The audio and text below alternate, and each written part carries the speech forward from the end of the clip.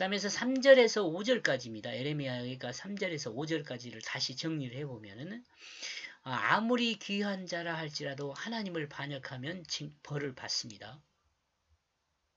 이게 여기서요, 반역한 자를 벌 받는 이유를 좀 생각하면 이 벌을 주는 이유가 벌에 관심이 있는 게 아니에요. 벌을 위한 벌이 아니에요. 돌아오게 하기 위한 벌이에요. 다시 세우기 위한 벌이에요. 반역했는데 그 반역의 자리에서 그 하나님께 순종하는 자리로 돌아오게 하는 벌이란 말이에요. 네, 여러분들이 예를 들면 나와 여러분이요, 하나님께 벌을 받았다? 그건 벌이라는 개념보다는 막대기 회초리라는 개념으로 생각하는 것이 더 좋죠. 회초리. 왜요? 돌아오게 하기 위해서요. 회초리로 안 되면 아주 곤란한 상황이 되겠죠.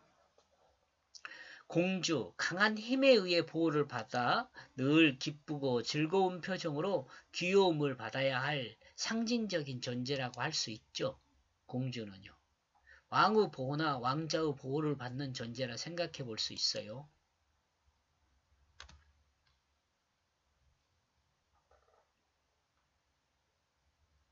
우리가 지금 공주에 대해서 생각하면 그렇잖아요. 하나님의 백성은 하나님의 보호를 받아야 합니다. 당연해요. 우리가 하나님을 섬기는 가장 큰 이유는 뭐냐면 영원한 하나님 나라 백성이 되는 거잖아요. 하나님의 백성이 된다는 것은 뭐예요? 하나님의 보호, 인도와 보호를 받는다는 거죠. 예를 들어서 우리가 대한민국에 속해 있잖아요. 대한민국 백성이 되잖아요. 그럼 대한민국 국가라는 권력을 위임받은 자로부터 보호를 받아야 돼요. 우리는. 당연히 그러기 때문에 보호를 받을 권리가 있어요. 이 권리 때문에 우리가 세금을 내고 또 국가의 의무를 하는 거죠. 그러니까 우리가 하나님을 섬기잖아요. 하나님 우리를 보호를 해주세요. 그러니까 하나님의 백성은 하나님의 보호를 받아야 돼요. 당연히 우리가 권리예요. 하나님한테도 요구할 수 있어요. 그런데 하나님의 백성이 하나님을 반역했다면 어떻게 되겠어요? 보호를 받을 수가 없겠죠. 채찍을 맞아야죠. 이때는 회초리보다는 채찍을 좀 맞아야지 않을까. 반역했으니까. 그러므로 하나님의 보호를 벗어나려고 하는 것. 이건 반역은 하나님의 보호를 벗어나는 거죠. 그러므로 이제 하나님은 보호하기 위해 관리해야 할 상황이 된 겁니다. 벗어나면. 그러므로 공주는 사랑을 받기 위해 징벌을 받는 거죠. 회초리나 마찬가지죠. 사랑을 받기 위해 징벌을 받는 거예요. 우리가 하나님한테 벌을 받는 것도 하나님의 사랑을 받기 위해 회초리를 맞는 거예요. 그럼 징벌은 용서하겠다는 전제가 있는 거죠. 벌을 받는 것은요, 하나님께서 용서하겠다는 전제가 있어요.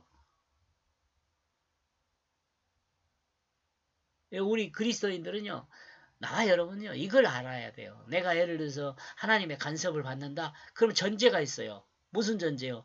너 돌아와. 그럼 내가 너 사랑해 줄게. 이런 말이죠.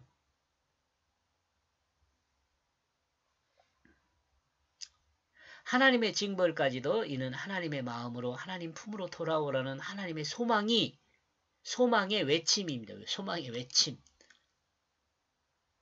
요 내용은 잘 모를 수 있거든, 사람들은. 근데 이제 아버지가 돼본 사람은 이걸 조금 이해할 수 있어요. 자녀가 잘못되면 이 소망의 외침이 있어요, 자녀를 향하여. 그러니까 하나님, 이 아버지에 빗대어 이렇게 비교해서 우리한테 설명을 하잖아요. 하나님에 대한 설명을. 아버지가 돼보면은 자녀에게 회초리를 때리는 이유가 뭐냐면 이 소망의 외침이에요.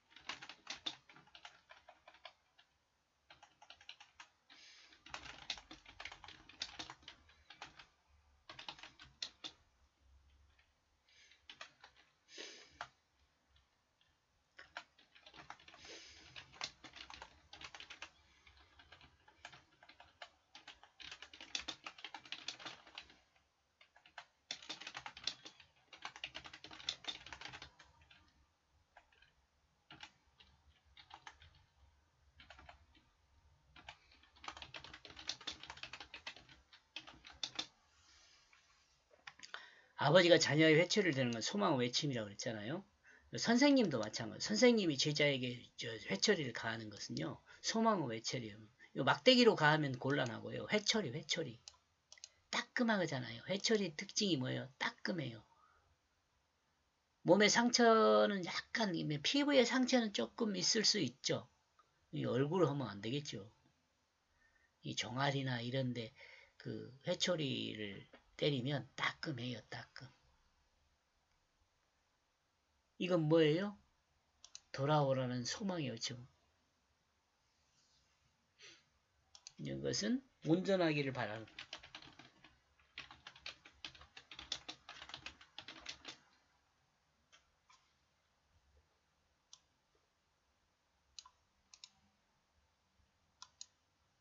예.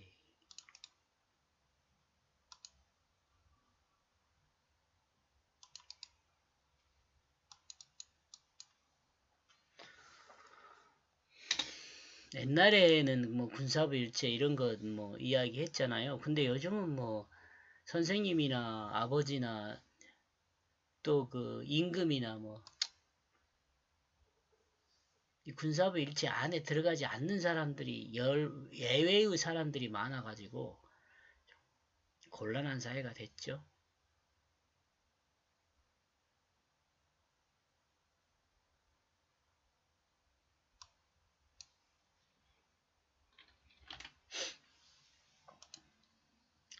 대적들이 휴식도 주지 않고 종으로 부린다. 대적들 앞에서 쉬지 않고 대적들이 시키는 일을 하는 것 참 힘든 일이라는 생각이 됩니다. 그러나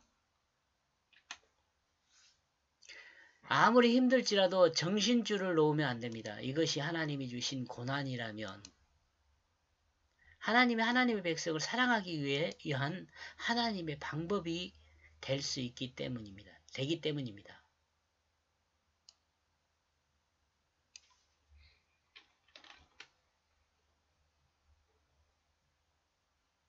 방법이 되기 때문이다. 하나님의 도성에 회개가 없다. 하나님의 도성에 회개가 없다. 그렇다면 사람이 죄를 범하거나 하나님 백성이 하나님을 반역하면 범죄한 것에 대해서 또한 반역한 것에 대해서 사람의 백성이 징벌을 받아야 하는 건가? 또한 반역한 것에 대해서 하나님의 백성인 사람이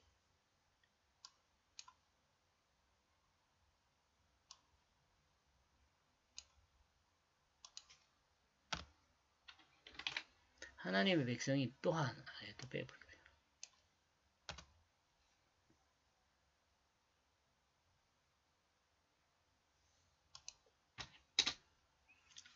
결론은 하나님의 공의 앞에 징벌을 받아야 한다는 거죠. 하나님 백성도요. 잘못한 것은요.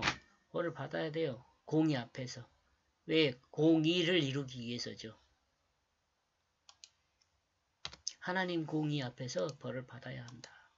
그러나 안타깝게도 하나님의 진노를 감당할 자는 이 땅에 아무도 없어요. 사실은. 하나님이 노하면 그 감당할 사람이 있겠어요. 그렇다면 어떻게 할 것인가? 하나님이 이 징벌에 대해 은혜를 더하십니다. 바로 대속의 은혜인 것입니다. 사람이 하나님의 진노로부터 구원을 받을 수 있는 길은 열어두셨는데 구원을 받을 수 있는 길을 열어두셨어요.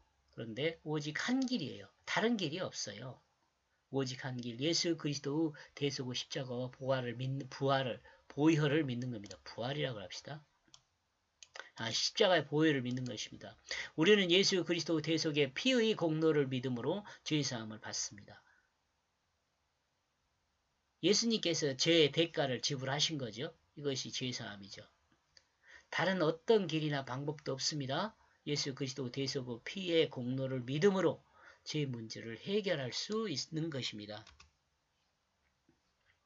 그러므로 우리는 고난 중에 주님의 십자가의 피의 공로를 의지해야 합니다.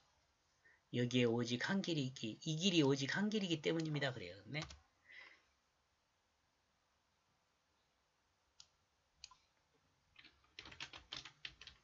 이 길이 오직 한 길이기 때문입니다. 하나님의 자녀들의 대적의 포로가 되었다. 하나님의 자녀들이 대적의 포로가 되었어요. 우리는 자신의 삶을 하나님을 반역한 반역에서 하나님을 향하여 돌아서야 합니다. 회개로 하나님의 백성이 된 삶을 회복해야 하죠. 그러므로 우리와 우리 자녀들이 대적의 포로가 되지 않게 해야 하죠.